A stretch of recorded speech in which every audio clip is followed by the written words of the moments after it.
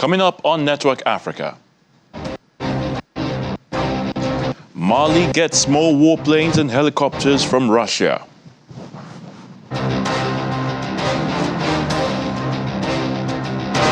Ethiopia replaces central bank boss amid high inflation. And United States Treasury Secretary Janet Yellen arrives in Senegal on Africa tour.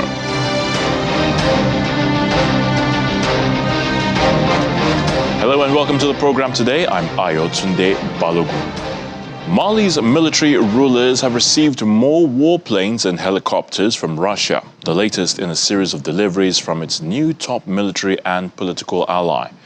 8 planes and 2 helicopters were counted at a ceremony attended by Russian Ambassador Igor Gromyko and the head of Mali's junta, Colonel Assimi Goïta.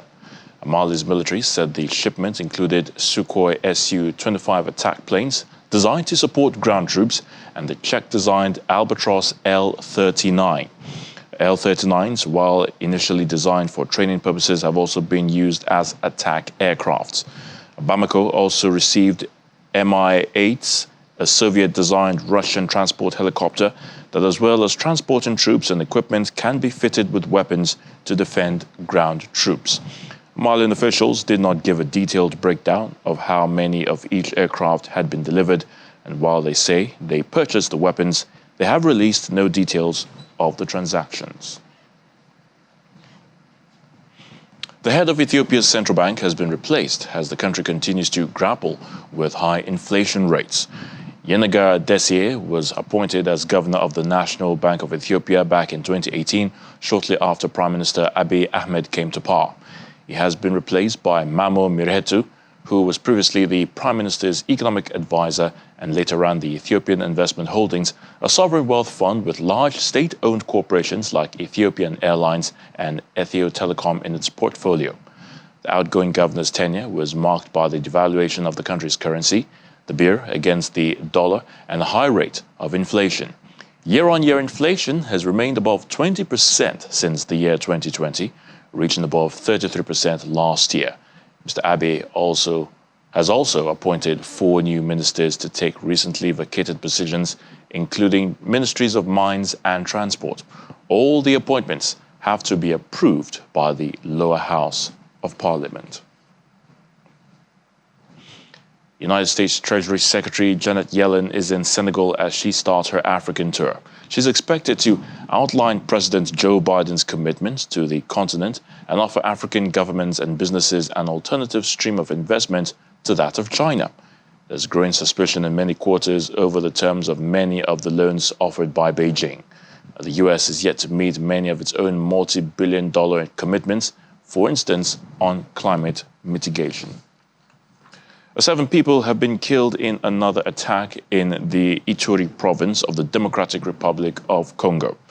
While speaking to reporters in New York, a deputy spokesperson for the Secretary General of the United Nations, Farhan Haq, said the attack was carried out by Codeco militia. He adds that UN peacekeepers were immediately deployed to secure the camp and deter further violence. This time the attack took place, we have an update from our peacekeeping mission in the Democratic Republic of the Congo, MONUSCO, where there was another attack by Codeco militia overnight.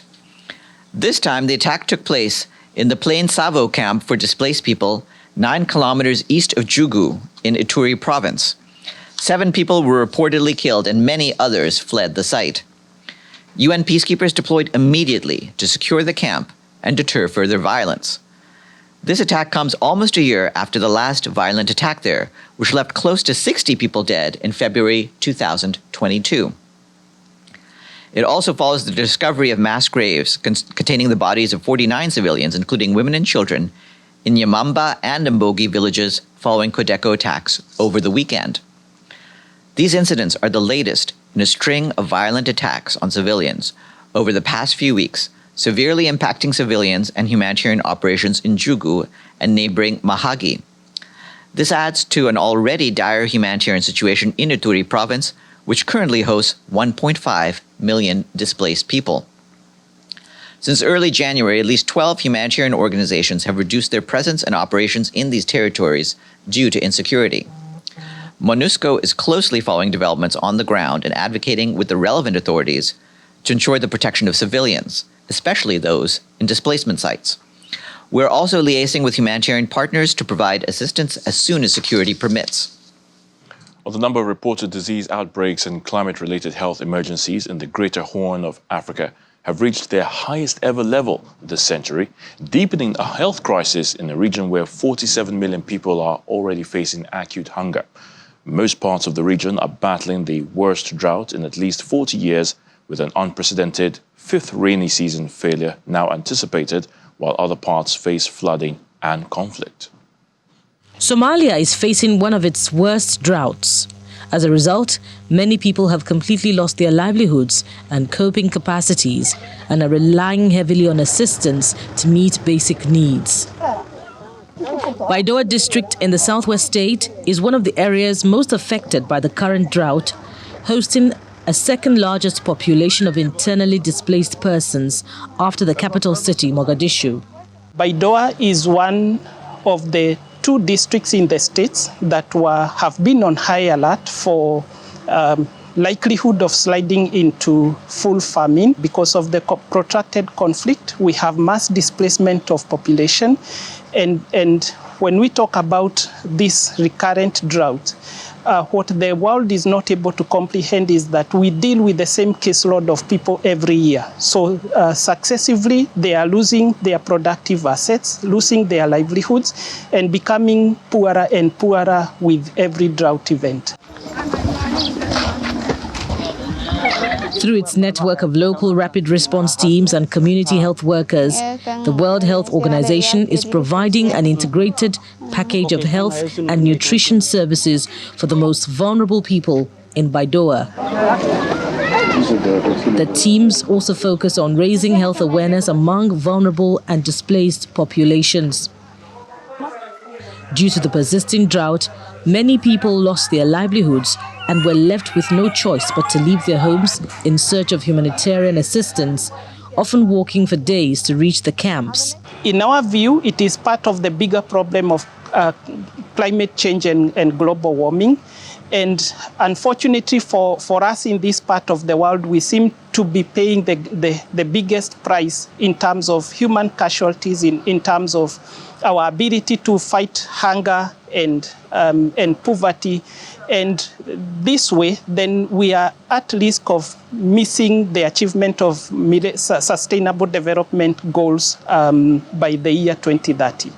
Rapid response teams and community health workers come from the communities they serve and are key to delivering services where insecurity and drought prevent people from accessing health care. Trade blocs seeking to skirt geopolitical risk by friend-shoring activities to like-minded countries should be careful which commerce partners they favor. This warning was given by the World Trade Organization chief Ngozi Okonjo-Iweala, who was speaking on the sidelines of the World Economic Forum in Davos. U.S. Treasury Secretary Janet Yellen and others have used the term to encourage countries to diversify supply chains away from China to market-oriented democracies such as India. But Okonjo-Iweala is urging caution, citing the need to explore trade opportunities more widely with those countries and regions that until now have been left on the margins of world trade. There are 2 things about friend shoring. One, I said, who is a friend? A friend today, you're not so sure there'll be a friend tomorrow. We've seen examples of that, so let's be careful. Second, if we're thinking of building resilience by going out to different friends, let's also include those, yes, in Africa, why not? I mean, friends should not be just in Asia. There's Latin America, there's Africa, there are countries there that can perfectly be places where you deconcentrate manufacturing. You bring them into the global supply chain, and that way you also include them. And over over the 75 years since the GATT, the Global Agreement on Tariffs and Trade, it has delivered. It's brought people out of poverty, it's brought prosperity to a great part of the world, not just China or Asia, but also to the US, to the EU and the developed countries.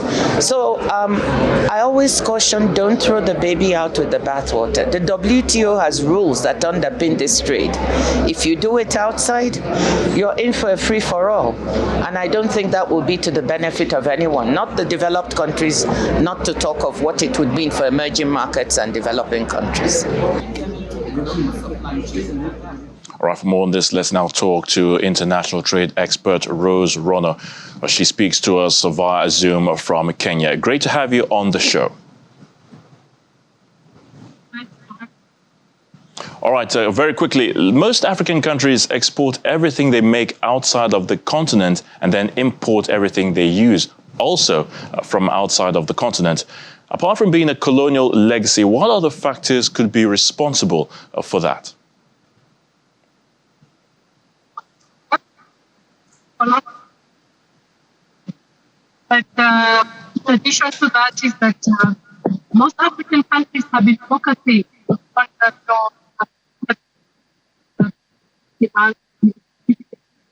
healthcare, sorting out, to do with basic infrastructure, and the focus has not been on trade a lot.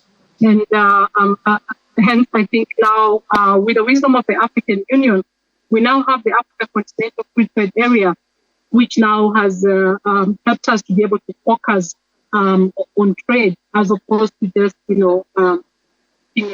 the basic changes that we've been having since colonialism. All right, it will appear that those colonial powers still have some massive economic interest on the African continent. Let's take the French and the British, for instance. Just to take those two examples, will they allow trade between African countries to thrive, especially since it would mean a reduction in trade opportunities for them?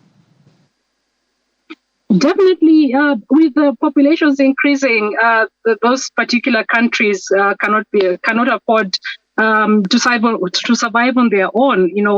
And with the enlightenment of Africa, African countries are no longer exporting goods in their raw format. African countries are starting to do value addition, and they have no option because a lot of raw materials are gotten from Africa, and Africa now is a trade partner, but not a source of raw materials. So trade is definitely going to be there. It's also becoming very expensive, to manufacture from Europe, to manufacture from China, to manufacture from the US. So, and Africa provides, a reasonable market with affordable labor, with, investment in terms of, trade environment. So definitely, there's going to be, opportunities and continuous incentive for Africa to trade with these other countries. All right, so we do know that other continents have a functioning trade bloc. For the African continent, that will be the AU, that's the African Union, as represented by the AFCTA. But we have sub-blocs which currently operate in silos, disadvantaging the continent. So tell me, how do we move from the regional blocs to one homogeneous continental functioning trade body? The regional economic communities, for example, ECOWAS, East Africa Community, SADC, COMESA, they are all building blocks for the Africa Continental Free Trade Area. So they are involved in the negotiations. They are recognized in the CFTA agreement. And their strategies are harmonized towards achieving the Africa Continental Free Trade Area. So I'm aware that different regional economic communities are preparing their strategies, their Africa Continental Free Trade Area strategies, focusing on value chains. So as contrary to what we may think that the CFTA has come to replace the regional economic communities and trade agreements, but basically it has come to complement and, make Africa one single trading market, and we can be able to leverage on each other's strengths as trading blocs. So definitely we'll be looking out for better days concerning that. Well, thank you so much, Rose Rono, international trade expert, for speaking to us on the program from from Kenya, that is. I was speaking to us via Zoom from Kenya. Thank you so much once again. Thank you for having me. All right, after the break, landmark law to protect women's rights in Sierra Leone. Details in a moment. Please stay with us. Welcome back.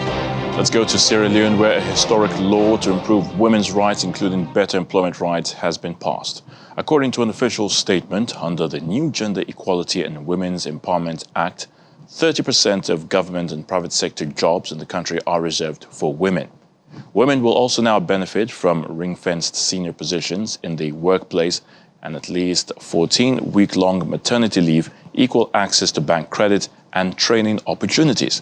There are harsh repercussions spelled out for employers who do not stick to the new gender ratios, including hefty fines and even potential prison time for financial institutions that do not give women fair access to financial support. It is thought this will make it easier for women to start their own businesses. The government says the employment law will apply to any business with more than 25 employees. The Nigeria healthcare system will ultimately become a center of medical excellence, with a major investment deal coming to the country through the establishment of the Africa Medical Center for Excellence.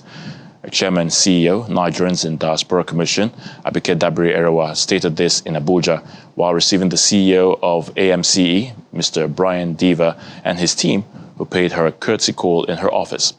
Noting that a number of Nigerian professionals in the healthcare industry were beginning to invest in the sector in Nigeria, the NITCOM boss said that with the volume of medical facilities planned for the center, it will go a long way to reduce brain drain of medical professionals.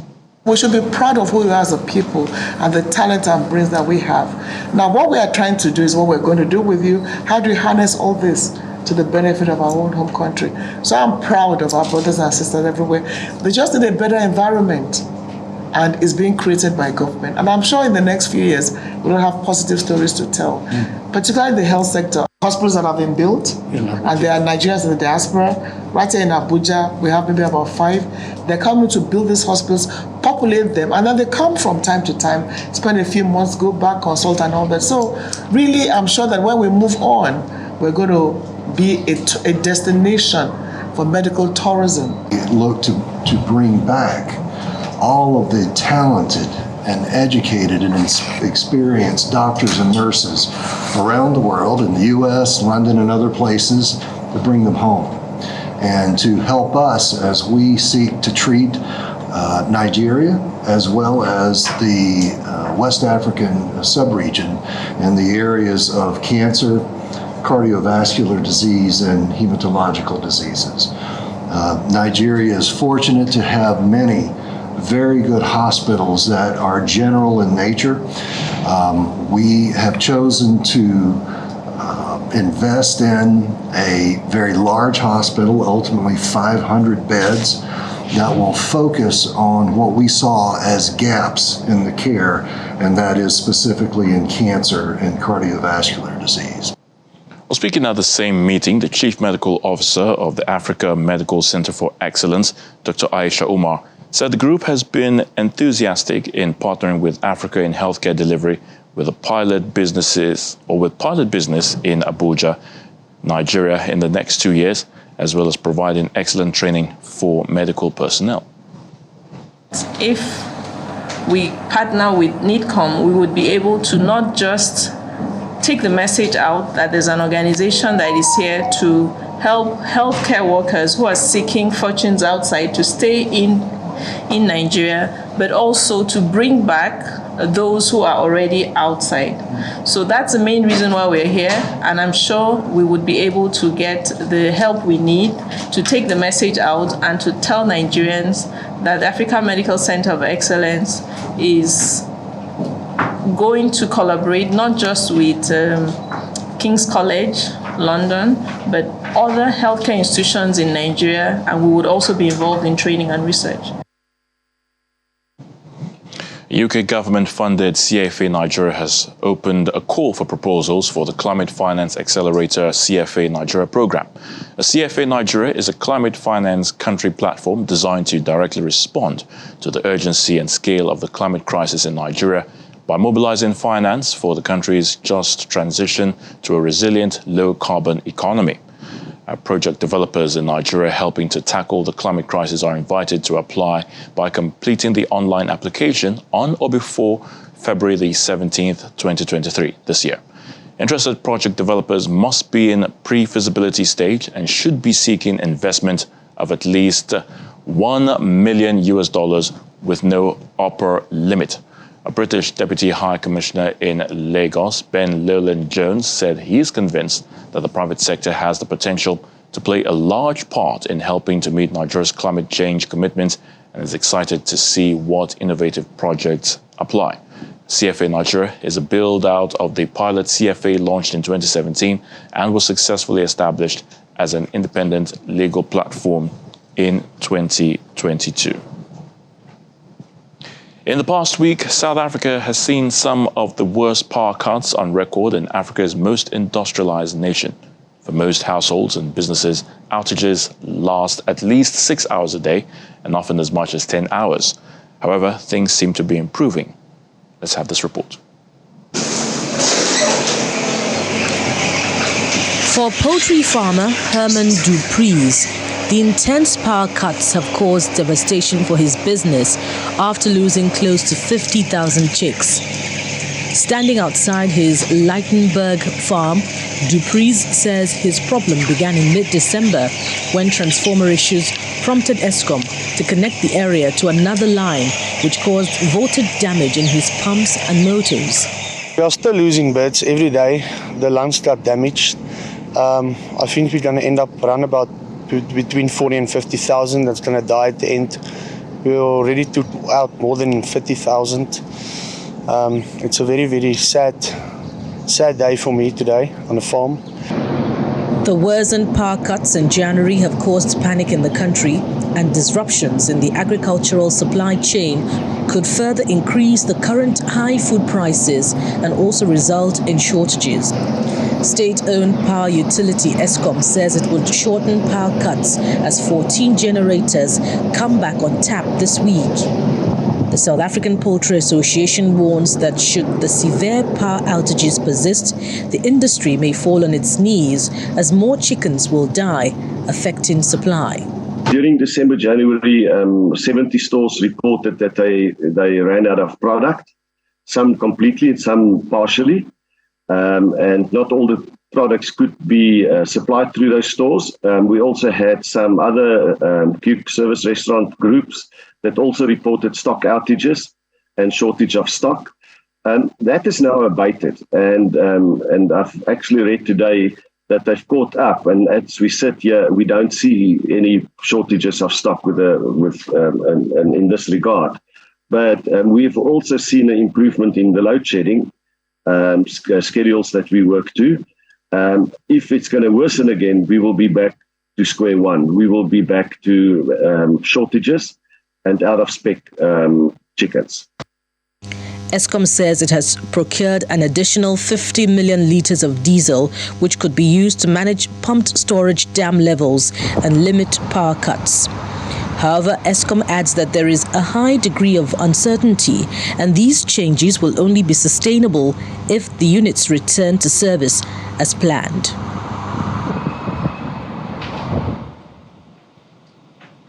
And that's Network Africa. Thank you so much for watching. I'm Ayo Tunde Balogun.